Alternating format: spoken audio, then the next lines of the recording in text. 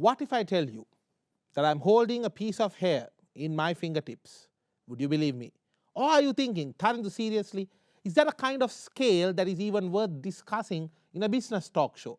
Well, what if I tell you that today business takes place and discussions and research takes place at a scale even smaller than that, what we call as nanotechnology. In other words, nano meaning 1/1000th of a part. Well, organizations are looking at how can we get to that minute level and change properties, change characteristics of material, and this technology, which is also called nanotechnology, is delivering wonders to organizations.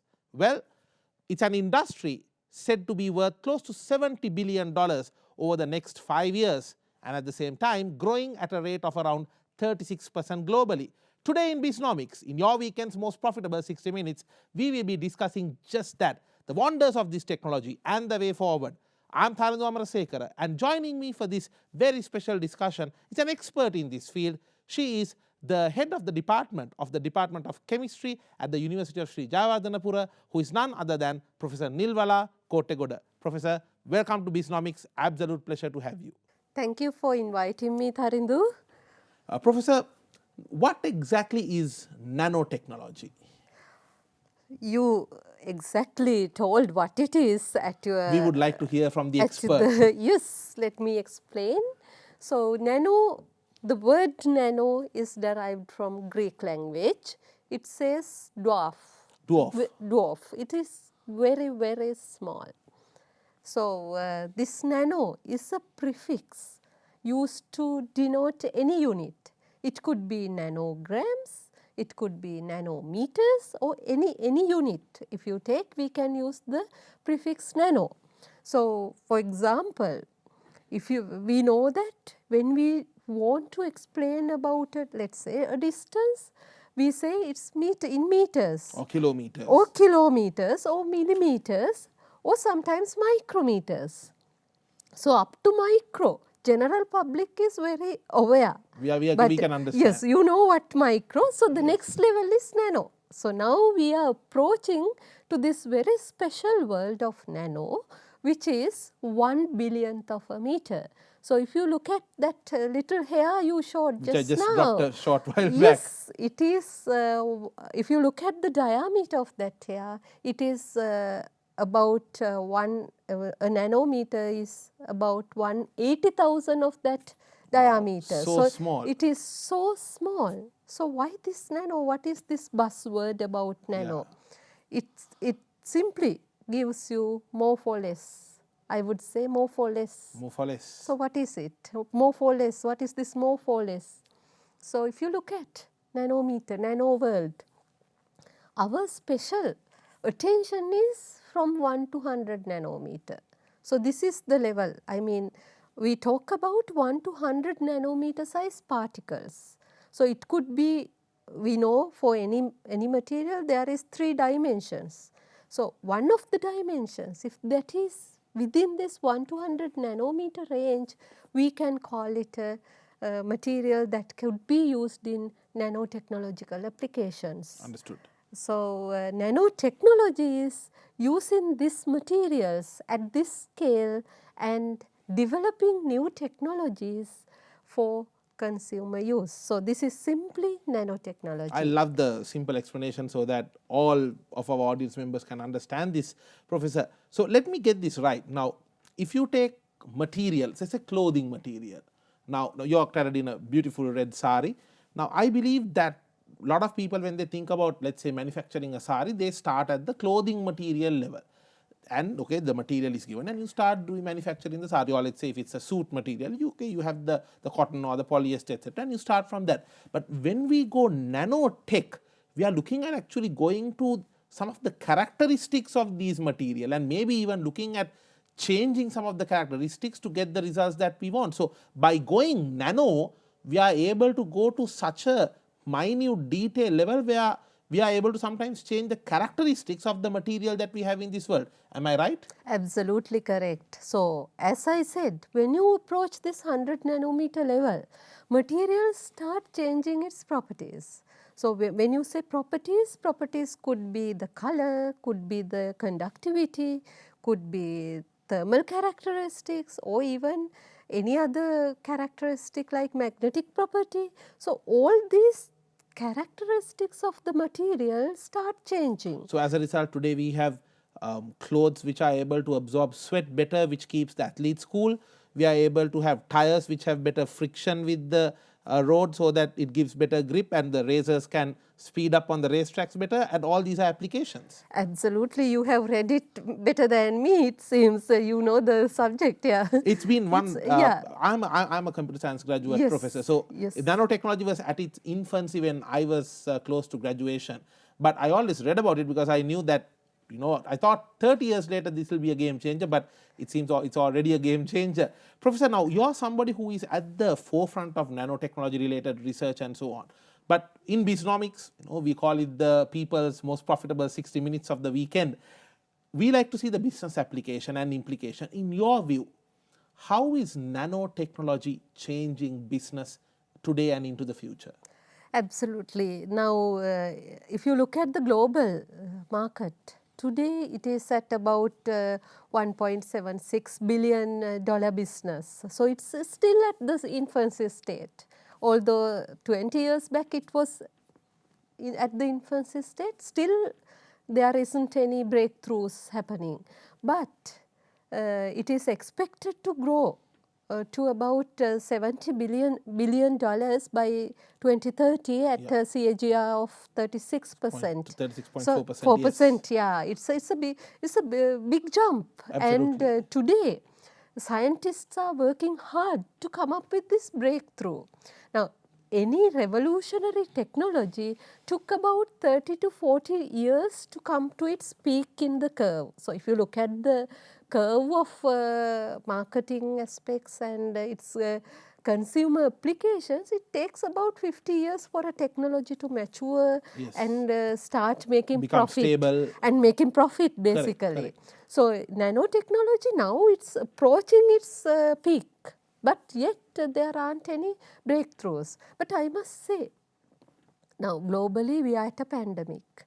I think many of the innovations are kind of decelerated because of the pandemic situation. There's a 3% reduction of the global economic GDP as well. Exactly, yes. But Tharendu, did you know that COVID vaccine became a reality because of this nanotechnology? I did not know that. Yes, that's those are the benefits of this pandemic. Because usually when you develop a vaccine or a drug, it takes about 20 years to get to the consumer. Correct. Did you notice that within 1 year this vaccine came to the doctor's prescription pad? So it's a miracle, thanks to the nanotechnology. What's the role that nanotechnology played there? Yes, let me explain. Scientists knew best way to give administer a vaccine is through using the mRNA or the DNA of that virus. But there was a challenge because this mRNA or DNA cannot have a long shelf life until it gets into the target. When you vaccinate or when you inject it into the blood, it has a very short lifetime and it cannot get into your cell. So, what scientists did this time was to attach this mRNA into a lipid nanoparticle. So, now nanoparticle is the vehicle taking this around the body. Around the body. So, it is doing the miracle, it is the hero of the story. So, this opens up an entirely new era for the drug industry, because now we know the technique, whom to be used to take a drug into the target.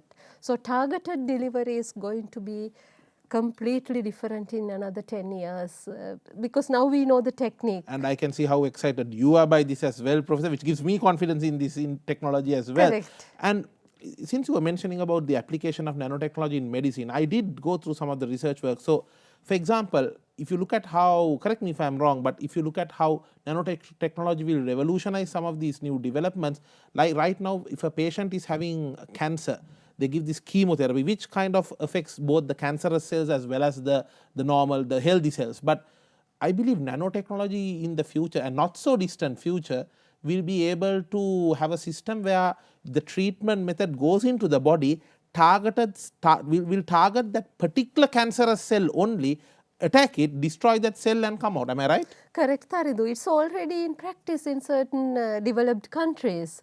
So what they do, they exactly match the DNA profile of the patient and they get the correct targeted drug through the nanoparticles. I mean, it is attached to the nanoparticle and you can program the nanoparticle to go and attack the exact cancer cell. So it very clearly identifies these abnormal cells in your body and attack. So that will change the cancer treatment entire. There will be a revolutionary change in the cancer treatment in the near future. For sure. Professor, now let's talk about the Sri Lankan scenario. Now, we saw there were 3 Sri Lankan scientists who were ranked among the top in the world as well in one of the recent rankings. Sri Lanka is a country that even in the past, our heritage is scientific. We see some of the creations like Sigiriya would not be possible if not for proper scientific thinking and scientific applications. In terms of nanotechnology, where are we as a country? And I know that you have been involved with one of the pioneering institutes of nanotechnology in Sri Lanka, SLINTech, the Sri Lanka Institute of Nanotechnology. As a country, where are we and are we investing enough in this area? Well, before we talk about the investment, Sri Lanka, as you very correctly said, Sri Lanka has a proud history of technology.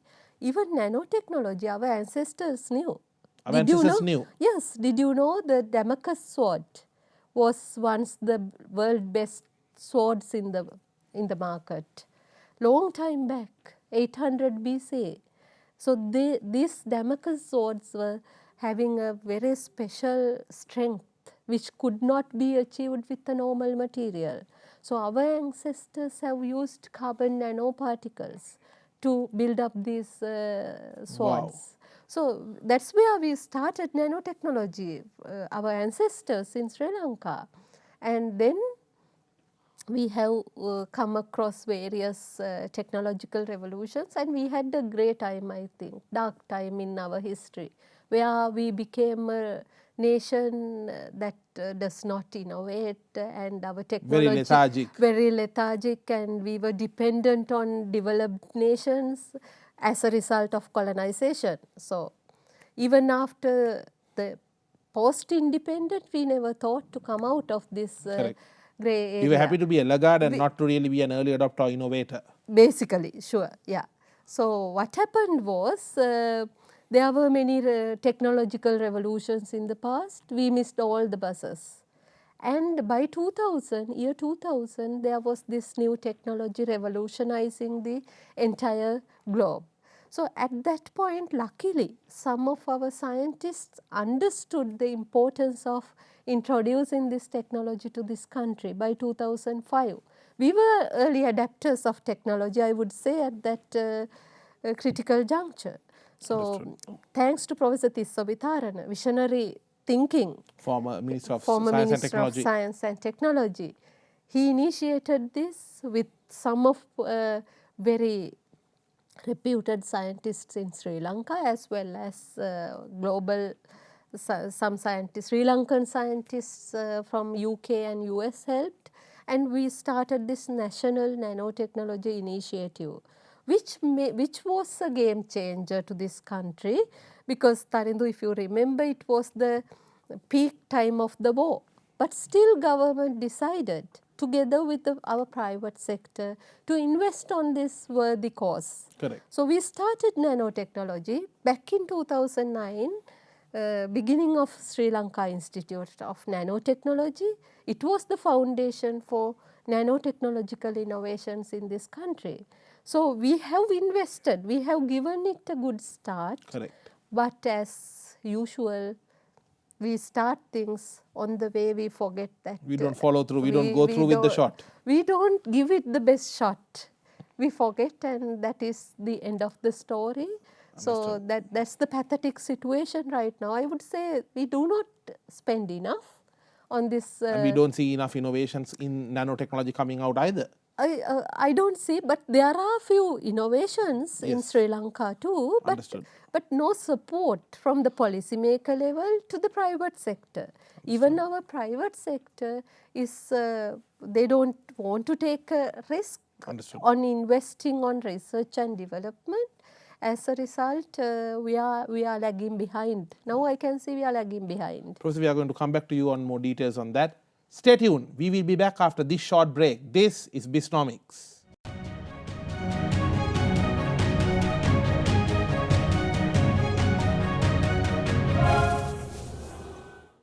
Welcome back to Bisnomics, your weekend's most profitable 60 minutes. We are in conversation with Professor Nilwala Kottegoda on the very interesting topic of nanotechnology. Professor, now this word nanotechnology truly came to the spotlight a few weeks ago when this fertilizer issue was there. And a lot of people, let me admit, who didn't even know about nanotechnology got to know about it because this whole word came out open in the media. This nanotechnology based fertilizer, there are different terms. We hear some people saying Nano Urea and Nano Fertilizer, etc. What exactly is going on here? We want you to get to the nano level of things and explain to us here. Sure. So, Nano Fertilizer, this is a global attention. Everyone is looking at coming up with new fertilizers because we know agriculture is key to the whole existence of this planet. We need to eat. We need to eat whatever it is. We need our food, and we have to feed the population. Correct. And Professor, whatever said and done, no matter what problems that Sri Lanka had, we had a decade-long war going on. Food was never really a problem. Sri Lankans were fed. We were well fed, I must say. But now even that has come into jeopardy. Food security is a major jeopardy. Yeah. True. Correct. So, nano fertilizers play a major role in giving a predicted yield. So, we have been depending on synthetic fertilizers for many decades. Not only Sri Lankans, entire globe. Every country fed their population using synthetic fertilizers and agrochemicals. So, that was the key to all these yield improvements. And now today we have a very big argument whether chemical fertilizers, whether to use chemical fertilizers or to go with organic agriculture. So, this is a big kind of an argument. However, I must highlight that chemical fertilizers are still the best to go forward. It's good to have organic fertilizer, but as a blend. Now, coming back to fertilizer issues, with chemical fertilizers, yes, there are major issues which we need to manage. Correct. So, that is where nanotechnology comes to the picture, because when you apply chemical fertilizers, for example, well-known urea is the buzzword. Correct. So, when you apply urea, 70% is lost to the water streams or to the environment. Plant absorbs only 30%. So, use efficiency is very low with urea because of high solubility. So, if you can reduce this solubility and get urea to be absorbed by the roots to the plant in an efficient way, that is where the win is, because we are using the best source of nutrient. Urea has 46% of nitrogen. You can't find a better source. Organic sources gives you 1%, 1 to 2%. So, we need like almost 50 times of organic to cover that whatever we are getting. What urea gives you. So, I believe urea is the best. Correct. So, it's the management. So, now what nanoparticles do? So, this project, I think Sri Lankans were the pioneering in the globe, because back in 2009, when Slintech was initiated, with the private partnership, we started this project. The objective was to come up with a solution to global nitrogen issue. In other words, to reduce the waste of urea and make it more efficiently absorbed by the trees or the plants. So, this was the nano fertilizer, so nano urea, was made in Sri Lanka. So what was done? You can imagine now, urea when it is alone, it dissolves very quickly. Correct. So we did a very simple trick. It was a very simple procedure where we got these urea molecules and got it anchored onto a nanoparticle. This tiny little particle, we anchored it onto the nanoparticle. Now what we did, we delivered it to the root. As the drug delivery, if you remember at the beginning I told, Yes. lipid nanoparticle, your DNA or RNA, and you send it to the target, cancer treatment. Similarly, this is the plant version of it. Now we are asking the nanoparticle to go and deliver this urea to the plant. Now, because now it is attached with the nanoparticle, it cannot go alone. I mean it can't play alone, urea Correct. molecule. Correct. It's like if you are alone, you can run faster. If someone is holding you, your running speed becomes slower. True, So true. that's the simple thing that was done in the innovation of nano urea in Sri Lanka. So, Professor, now there's a talk about some of these nano-based fertilizers that we got down from India. What was that all about? Yeah, so the claims according to the IP for the Indian product, it is a folia. So it is a liquid fertilizer containing 4% of nitrogen coming from urea again, and it is given to the plant through the stomata, the leaf. Versus the product made in Sri Lanka, it was 40% nitrogen. Now you can see the difference. Yes, 40%, almost 10 times more. 10 times more, closer to the nitrogen content in urea. Yeah. So 40% nitrogen given through the root system. Correct. So Tarindu, the thing is, in a plant, roots are the responsible authority to get all the nutrients and Basic give ear for science.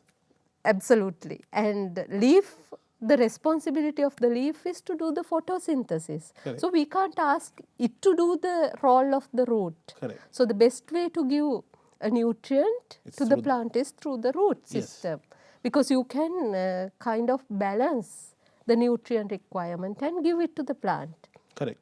Whereas if you are giving through the leaf, it is only one component or two component. We do leaf applications for emergency. It's like Tarindu now, if you take our body, we take energy through the digestive system. Correct. But if you are sick and if you need some rapid energy, your doctor will give it through the blood. Correct. But always we can't eat through blood. So similarly, plants cannot. We can't live on saline forever. Saline forever. Similarly, plants cannot do the same. Yes. So here the other difference in our product is it contains other important nutrient which is phosphorus. So the nanoparticle we used is phosphorus based nanoparticle. So it simultaneously gives the phosphorus need for the plant and it gives calcium need for the plant as well. So 3 nutrients are there in the innovation did by Slintech, and the other most exciting information about this innovation is that it is non-toxic. So we have done the cell toxicity study. It says it is non-toxic. So that is the one of the most important aspects of using nanoparticles. Correct. As I so it will be a good solution for the chronic kidney disease as well that we are facing. Well, I don't say it is a solution for chronic but kidney it can disease. Reduce the impact. It can reduce the health impacts. I won't say it is CKDU particularly, Understood. but the overall health impact can be reduced. Health impact, environmental impact. Because it's getting absorbed better. Getting absorbed better, and it's the wastage is very minimum. So, Professor, I'm still kind of struggling to understand. Now, we have our own solution, a Sri Lankan developed solution that has been done using nanotechnology. And then when we were struggling for fertilizer, we saw, we obtaining some of the solutions from India. I mean, something is not adding up. I mean, I'm no chemist, I'm no scientist, but when you try to put 1 and 1 together, you have to get 2. So we have our own solution, something we've developed, which has better characteristics and qualities than what we are getting from seeds. It's going to go through the root system, which is the natural way as well. Why did we as a country end up going and obtaining a foreign solution then? That is a difficult question I mean, it's out of my competency to answer, but I was also surprised when I saw that 4% nitrogen, where we are bringing 90% of water from India with this product. It's a folia, so 90% is water. So that was a surprise to me too, but usually Sri Lankans are not valuing their own innovations. That is one reason, I think, and we had some challenges in taking this up to a commercial level production, the Slintech innovation. Okay. Although we had a private partner, we know that Sri Lankan private sector is not actually manufacturers.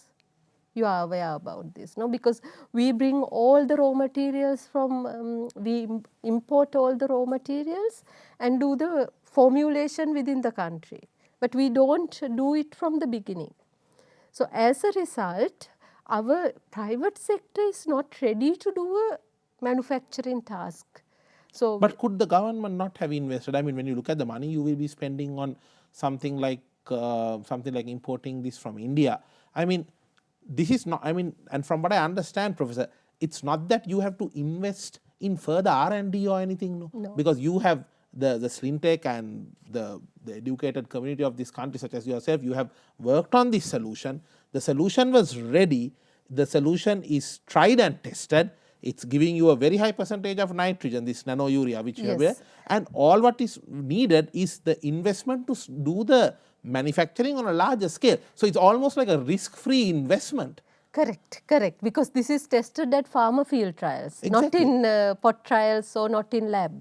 Exactly. And we have scaled up to make 100 kilogram per day plant. Yes. Which gives the confidence for someone to come and invest. Absolutely. The other reason is that we don't produce a single chemical in this country. So to start any manufacturing industry within the country, we need basic chemical manufacturing facility. For example, we don't make urea. So when you don't make urea, we don't have one raw material to do this entire process, which means we have to import urea from elsewhere and then do the processing. Then the economics become little heavy and the final product is little costly than if you had a urea plant within the country where we could do all the processing here. But still, I believe when you compare the 4% and a 40%, it still makes sense to go with the 40%. And the price of this urea coming from India versus the price of our product, 1 kilogram, made from imported urea. So we are seeing the usual Sri Lankan myopia, the short-sightedness, short-term thinking in action here as well, which is very unfortunate, I believe.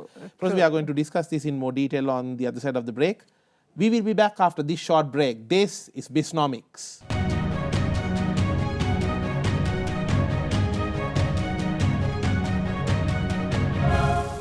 Welcome back to Bisnomics, your weekend's most profitable 60 minutes. I'm Tharandu Amarasekara.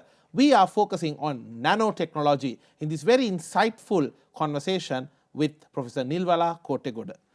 Professor Kottegoda, let's talk about the government plan on this technology. I mean, do we have a proper government policy to promote the growth and adoption of nanotechnology in Sri Lanka?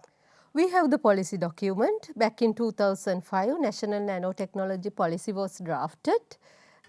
As usual, we have it in a paper. In nicely printed in paper. Nicely printed, a nice booklet. It's sitting there. Maybe no one had gone through this and we have not thought of implementing it. Because I think it's the high time to think of how to bring nanotechnology innovations into the next stage.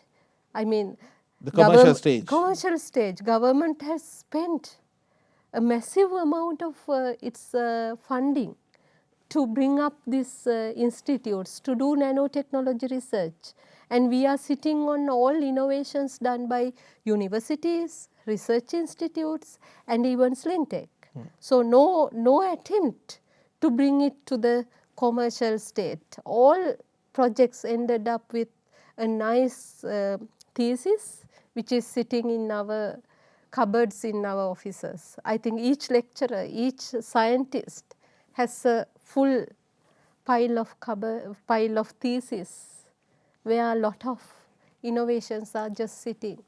Does SLINTech provide research opportunities for young students where students can go and work with the institute? Is that a possibility or not yet? Of course, there is opportunities, intern opportunities are there for undergraduate students, MPhil, postgraduate students, and or even school children. SLINTech provide certain opportunities to do their research if they really fancy about doing research. But young people have to be passionate of doing things. For sure. It's not, you can't do research without the passion. Understood. So, what are the economic opportunities you see for Sri Lanka if we invest properly in nanotechnology? Apart from your area of specialty, which is chemistry, is there any other potential areas of economic opportunities, or is it like a limitless ocean of opportunities? That's a limitless ocean of opportunities. Sri Lanka, if you take Sri Lanka, we sit on a treasure island. We know that world best mineral resources are in Sri Lanka. Titanium, then we have, I believe, ilmenite, even now we talk about graphite. Graphite, world best graphite is with us. It's the world best vein graphite coming from Sri Lanka. So if I look at the prices right now, what we do, we use our graphite in the export market. We export it at 1 kilogram would be like $2. Oh, wow. So that is the price. Yesterday I wanted to get some graphene. When I checked the price, global price, $1,780 for 100 grams. Wow. So graphene is the nanoparticle prepared from graphite. So why are we not making it? That is the question. We have opportunity, but now there is a private sector investment There are a few companies, yes, for making graphene. I think Yes. at least, thank God, the private sector has now realized the importance, and we have our own graphite. Why not convert into graphene? Because the future, the materials market is for graphene. Correct. Whatever all the the new electric vehicle batteries and all that. electric vehicle batteries and composites. You have seen even the vehicles, the body parts are getting lighter and lighter thanks to the nanotechnology. So materials are needed. We have a good opportunity in Sri Lanka to become the material provider. Even we can do batteries within Sri Lanka, which we have not yet come up with the proper policy. Ilmenite, if you take Pulmude ilmenite, it is the 9th best reserve in global reserves, within the global reserves. It has about 60% titanium dioxide. All the other reserves are very low titanium content. But what we do, a backhoe goes to Pulmude, get everything in the show, put in a gunny bag. We are doing gunny bag export economy. We have a gunny bag export economy. So 1 kilogram, do you believe, $1? So we just earn 80 million a year through this business. But in the global market, But if you know, we import 5,000 metric tons. We export 80,000 metric tons a year, and we bring 5,000 metric tons a year for paint industry.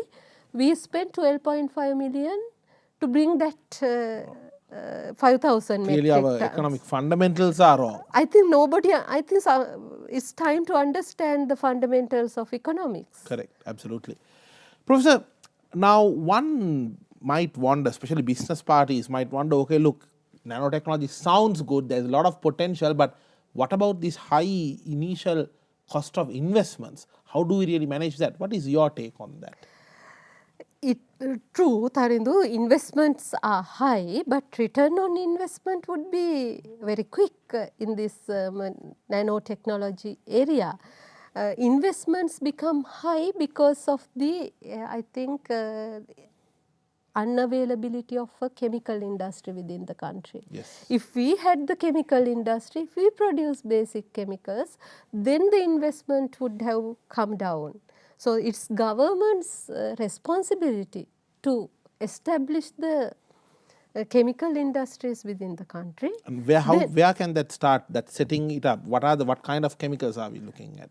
We had these chemical industries, if you have heard of Paranthan chemicals. Yes, we learned about in school made days. caustic soda, yeah, we have studied, and sulfuric acid, Tranala. We Yes. had a sulfuric acid plant, Yeah. we closed it down. We had an ammonia plant in Sapugaskanda.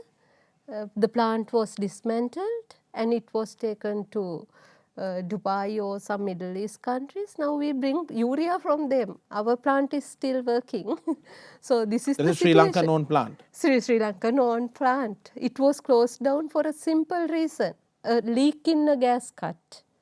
Okay. So it was a simple reason. It could have been rectified. It would have been rectified, and we would have continued to be chemical manufacturers. So we that keep is what- on killing our industries and we keep on adding up into the list of imports, and then we complain saying we are out of dollars. We are out of dollars. We have our opportunities. Yes. Even Kind of a certain- joke, isn't it? I mean, it is.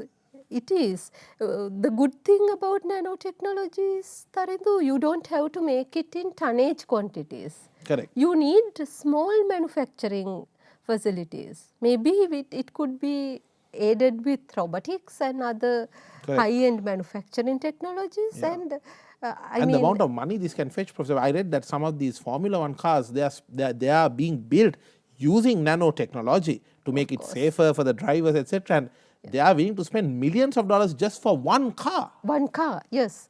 But Sri Lanka has to prioritize what areas are the Correct. best for us to go forward. Yes. So we haven't even We are done to add that. the value. Yeah, we haven't done that. I'm surprised and I'm really disappointed with this fact because no one has come forward and done the audit of the technologies that we need to go forward. We talk about energy. Where are we heading? So we have to go for green energy by 2050. Yeah. We have enough resources here. We are not working on our own resources. Rather, we would like to buy technology from a foreign country. So that is our mindset, which was engraved within the colonization period, I guess. But we are not good. We have to depend on them for technology. Technology. Professor, on a final note, I know you're someone who is looked up to as quite a source of inspiration by a lot of students in the university sector of this country. Any advice to young students in the university, especially those who are in the final years, they are selecting a career path, they are selecting where to do the research on. Any advice for young university students on selecting nanotechnology as a career path? That is the technology for the future. It's the next generation technology. So the students, I think they have to be passionate about research. I mean, when you say nanotechnology, it's just a multidisciplinary science. So you need mathematics, chemistry, physics, and even biology. So if you blend all these together, if you are passionate about looking at making a new thing, or if you are innovative, you have to be innovative. You can't be thinking in a box. So our students, the biggest failure, I won't say it's a failure. The drawback? The drawback is that they don't think out of the box. They always focus on something in the literature.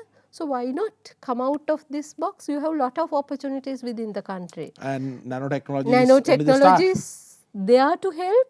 Slintech, Slibtech, university system, we have enough expertise, enough instrumentation within the country to do new innovations. So it is the matter of having your interest in doing so, and you have to have that vision or the target to get to the destination where we make the Made in Sri Lanka label a quality label. Professor Nilwala Kottegoda, absolute pleasure having you with us here today and sharing your knowledge and the expertise on this topic of nanotechnology. Wish you good luck with all the good work you do, and we only hope that through these dialogues that the country, the authorities, the businesses will get to know the fantastic technologies we have in this country, and they will come forward, partner with intellectuals such as yourself, and take this country forward. As you said, we have the resources, we just need the right initiatives. Thank you for being with us here today, and best of luck. Thank you very much, Tarindu. Thank you for inviting me for this exciting discussion. Thank you. And with that, we wrap up today's episode of Bisnomics. Remember, nanotechnology is the future. There's so much potential. See, think how you too can invest and be a part of this industry, this action, and reap the rewards in the future. I'm Tarindu Amarasekara, and I will see you with the next episode. This is Bisnomics.